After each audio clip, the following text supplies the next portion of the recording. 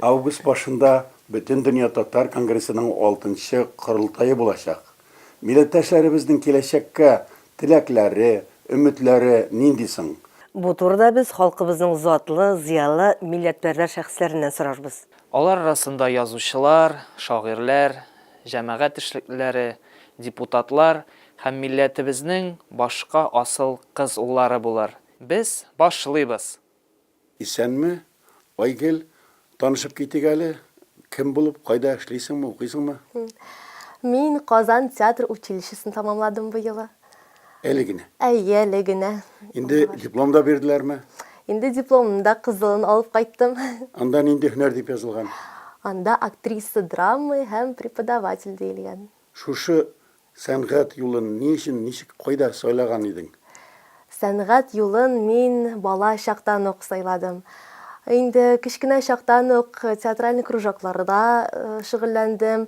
Нур театрының спектакльләрен карап, Уфада инде. Нур театрының спектакльләрен карап, андагы студияга йөреп, үземне сәнгатькә багышларга булдым. Менә Казан татар мәркәзе.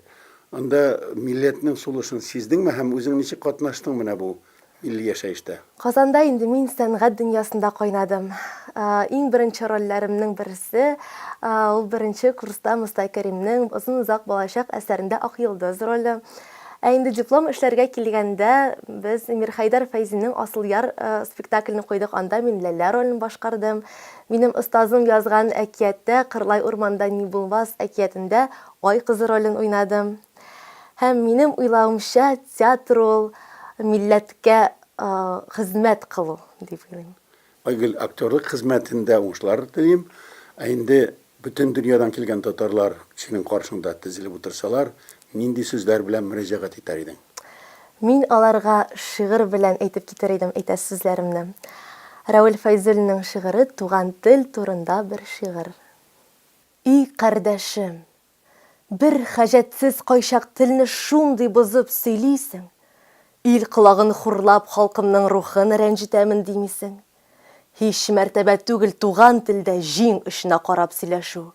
Көчле, горур сөйләш, кирәк икән хаким телләр торсын көнләшеп. Иренмә син туган телнең асыл байлыкларын ачарга. Без ваемсыз булсак, чит-ят сүзләр әзер хәзинәңне басарга. Ана телен ватып бозып сөйләп, кешелеген генә төшә бит. Корама тел яман шир булып, яңа буыннарга күчә бит. Күп телләрне белү яхшы шөгыль, туган телең уй калмаса. Җанын салып әйткән әткәң сүзен синең аша балаң аңласа. Мәгълүм, тормыш көтү заман өчен файдалырак телләр бары да. Тик шунысы хак. Фәкать туган телдә иман керә кеше җанына. Киләчәкнең башы бүгенгедә. Нинди шатлык, картлык көнеңдә балаларың сиңа рәхмәт әйтсә, матур итеп туган телеңдә.